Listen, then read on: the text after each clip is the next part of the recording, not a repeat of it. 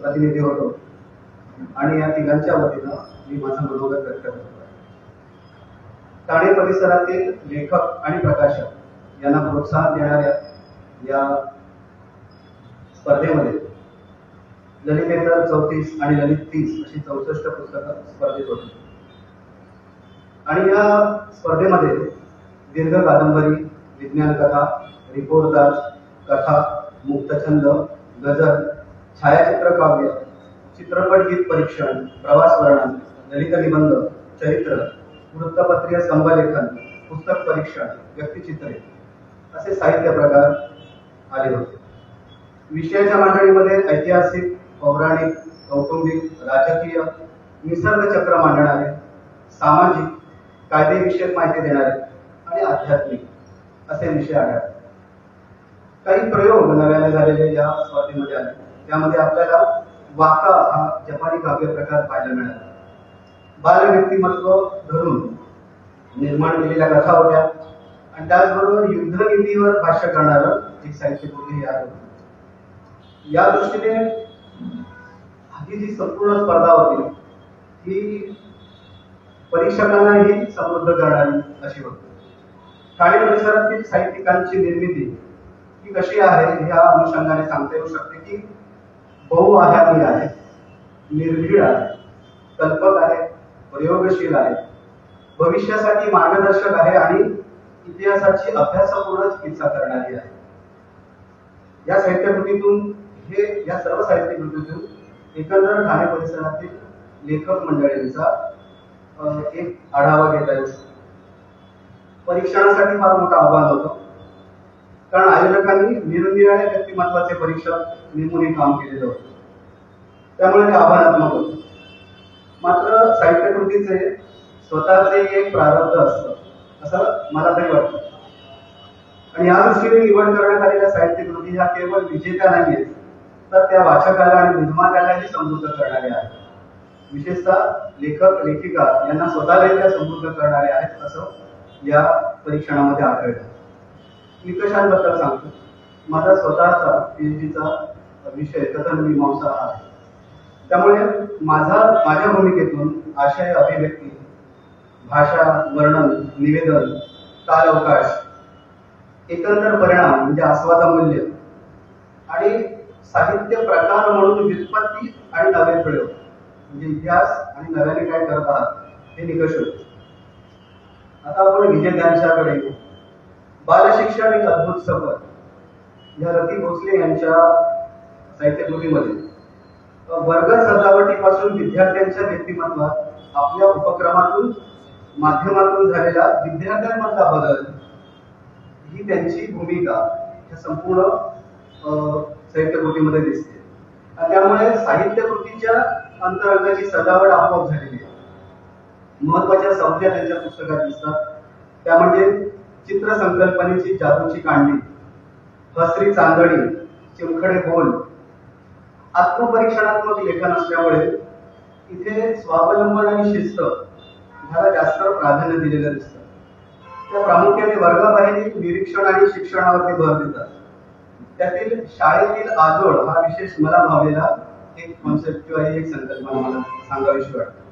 म्हणजे या पुस्तकाचं प्रमोशन मी करत नाहीये, तर हे पुस्तक खरोखर एक नवा पायंडा पाडणार आहे. म्हणजे जे आपण आता सीबीएसई, आयसीएसई बोर्ड जे पाहतो आपण त्यांच्यामध्ये जे काही प्रयोग केले जात आहेत ते कदाचित ह्या पुस्तकाचं वाचन केल्यामुळे किंवा यांचे जे लेख छापून आले होते तर त्याचं वाचन केल्यामुळे झाले की काय असंही मला सुरुवातीला वाटत होतं. आणि खरोखर हे जे प्रयोग आहेत बाल शिक्षणाच्या बाबतीतले, वर्गाबाहेर शिक्षणाच्या बाबतीत ते आज आपल्याला दिसत आहेत सीबीएसई आणि आयसीएसईच्या निर्मितीने. आणि ते एसएससी म्हणजे एसएससी बोर्डाने सुद्धा याचा अवलंब करायला पाहिजे. तर कदाचित मराठी शाळा वाचतील असं मला वारंवार वाटत होतं हे पुस्तक वाचताना. अनौपचारिक शिक्षणाचा पुरस्कार, मातृभाषेतून शिक्षण, होम स्कूलिंग, डी स्कूलिंगचे यश अपयश याबद्दल त्यांनी फार सुंदर भाष्य केलेलं आहे. वैशिष्ट्य त्यांच्या पुस्तकाचं म्हणजे आत्मपर निवेदन तंत्रामुळे वाचकाशी संवाद साधण्याची भूमिका त्यांची दिसते. परत हे काही काल्पनिक नाहीये, तर प्रत्यक्ष कृती आणि परीक्षण म्हणजे त्यांनी स्वतः ती कृती केलेली आहे. त्या कृतीतून आलेलं परीक्षण त्यामुळे वास्तव आणि कल्पकता यांची सांगड त्यांच्या त्या ग्रंथामध्ये दिसते. चरित्रात्मक, कथनात्मक, संवाद आणि मांडणी यामुळे लालित्याचे विविध पैलू या साहित्यकृतीला प्राप्त झाले. म्हणजे नेव्हिगेटरमध्ये असलं तरी सुद्धा लालित्य गुण यामध्ये दिसतात, म्हणून ही साहित्यकृती प्रभावी ठरते आणि स्पर्धेमध्ये ती उजवी ठरलेली दिसते. आता क्षितिज देसाई यांच्या चित्रकथेतून जेव्हा आहे, आम्ही जेव्हा परीक्षणाला बसलो होतो त्यावेळेस तिन्ही परीक्षकांनी प्रथम क्रमांक दिलेलं हे पुस्तक आहे. म्हणजे आम्ही जे काही स्क्रुटिनी करतो त्या स्क्रुटिनीमध्ये वर खाली होत असते, पण हे एकमेव पुस्तक याबद्दल वाद झाला नाही. वाद थोडासा असा झाला की मला वारंवार विचारण्यात येत होतं की हे देसाई तुमचे कोण, तुम्ही पण देसाई, हे पण देसाई, मग काय आहे का तुमचं ओळख वगैरे? नाही, तसं नाही, मी त्याचा वाचक आहे. आणि म्हणजे कधी कधी समीक्षक सुद्धा लेखकाच्या प्रेमात पडतात, तसं काहीसं झालेलं हे पुस्तक वाचताना. का झालं ते सांगतो. निरनिराळ्या कॉन्सेप्ट ह्या पुस्तकात आहेत, संकल्पना आहेत की ज्या भविष्यात या सगळ्यांनी ह्या वाचायला पाहिजेत आणि सावध व्हायला पाहिजे. म्हणजे विज्ञान साहित्य फक्त नाहीये, तर ते वास्तववादी विज्ञान. आणि आपण त्या उघडण्यावरच आहोत. पुस्तक वाचल्यानंतर आपल्याला कळेल की भविष्यात आपल्याही माती ह्या काही या संकल्पना येणार आहेत. जसं आपण आता फेसबुक, इन्स्टा, ट्विटर, ट्विटरला एक्स नाव दिलेलं आहे, एक्स अकाउंट, त्यानुसार ह्याही कॉन्सेप्ट आहेत त्या पुस्तकातल्या, हे सगळ्या आपल्या कानावर पडणार आहेत आणि आपल्याला त्याचा स्वीकार करावा लागणार. तर त्यातल्या काही कॉन्सेप्ट सांगतो, संकल्पना सांगतो, मी तुम्हाला अंदाज येईल की काय आहे या पुस्तकामध्ये. मेंदू आणि डेटा सर्व्हर, म्हणजे मेंदूचा डेटा सर्व्हर तो बाहेर काढून ठेवला जाणार आहे आणि तो प्रिझर्व केला जाणार आहे आणि तो वापरला जाणार आहे.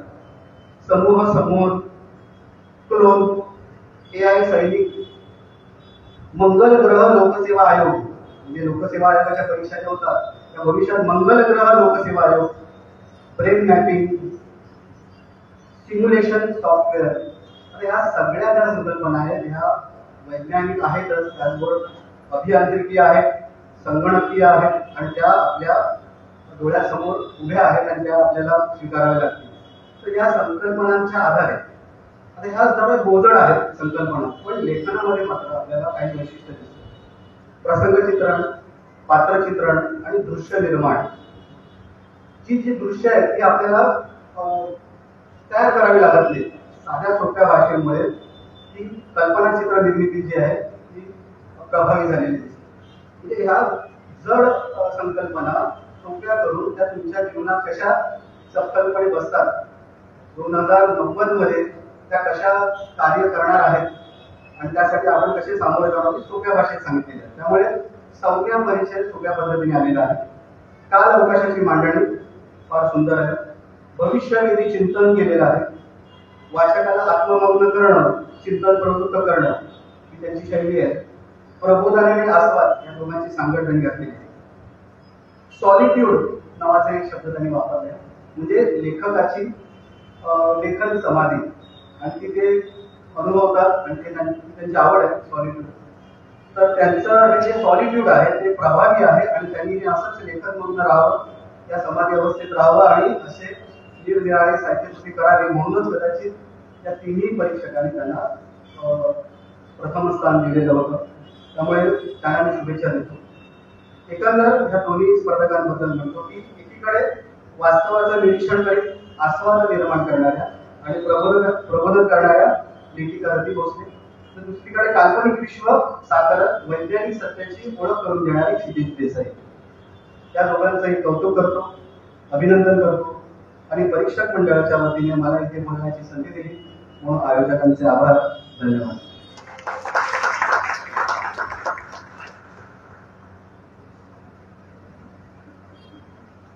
खरा समीक्षक किंवा परीक्षक कसा असावा हे सरांनी आता बोलता बोलता त्यांच्या 2 वाक्यांमध्ये सांगितलं की उत्तम साहित्य निर्मिती केलेली आहे आणि परीक्षकांना समृद्ध करणारा अनुभव आम्हाला या सगळ्या पुस्तकाने दिला. परीक्षकांना अडचणीत टाकणारा दिला नाही. समृद्ध करणं ही जी व्याख्या जेव्हा एखादा समीक्षक परीक्षक वापरतो त्यावेळेला तो त्या पुस्तकाकडे पाहताना कुठल्या दृष्टीने पाहतोय, काय भावनेने पाहतोय हे फार महत्वाचं असतं. त्याचाही तर खूप खूप आभार. अर्थातच नवरेंद्र जोशी आणि सीमाताई दोघांचेही आभार, कारण 64 पुस्तकं वाचणं, त्याच्यावरती काम करणं आणि त्याच्यानंतर त्याला खऱ्या अर्थाने उत्तम निवड करून आमच्या समोर ठेवणं खूप जिकरीचं काम आहे आणि मी तिथाही उत्तम पद्धतीने केलं. मी आता इथे बोलू इच्छिते. खरं तर मी त्याला खूप लहानपणापासून ओळखते आणि तो उत्तम लेखक आहेच, पण अतिशय भेटल्यानंतर खूप छान पद्धतीने बोलणारा एक मुलगाच म्हणते मी त्याला खूप लहानपणापासून ओळखते. परिचय करून देते. लेखक आणि आजचे सगळ्यात महत्वाचे, ज्यांच्याबद्दल आता सरांनी सांगितलं की भविष्याची दृष्टी बाळगणारे, श्री क्षितिज देसाई. क्षितिज BE कम्प्युटर इंजिनियर आहे आणि खाजगी सॉफ्टवेअर कंपनीमध्ये लीड QA म्हणून कार्यरत आहे. प्रकाशित पुस्तकं सर्वात जास्त सूर्य जगलेला माणूस, 2019 अक्षर मानव प्रकाशन करते. छात्र प्रबोधन नियतकालिका 2011 ते 2018 या काळात प्रसिद्ध झालेल्या विज्ञान कथांचा हा संग्रह आहे. आणि आज ज्याला पारितोषिक मिळते ते शीत पेटून जेव्हा जाग येते, सृजन संवाद प्रकाशन छात्र प्रबोधन नियतकालिकामध्ये 2019 ते 2025 या काळात प्रसिद्ध झालेल्या विज्ञान कथांचा हा संग्रह. आणि ते दोन्ही कथा संग्रह अतिशय उत्तम आहेत. आपण कृपया हे पुस्तक विकत घ्या आणि नक्की वाचा. त्याचप्रमाणे विज्ञानाच्या कथांना पारितोषिक सुद्धा मिळाले. पुढारी साप्ताहिक कथा स्पर्धा 2010 चे द्वितीय क्रमांकाचे विजेते ठरले. चिमुरडी मेनका कथा स्पर्धा 2018 प्रथम क्रमांकाचे पारितोषिक. बिन मोबाईलचा माणूस संवाद सेतू कथा स्पर्धा 2023 सर्वोत्कृष्ट कथा वसंत नरहर यांनी पारितोषिक क्षितिज देसाई यांना प्राप्त झाले. त्याचप्रमाणे डॉक्टर नलिनी गुजराती संपादित छात्र प्रबोधन मधील निवडक 10 विज्ञान कथांचा संग्रह सफर विज्ञान कथेची या पुस्तकात एका कथेचा समावेश देखील केला गेलाय.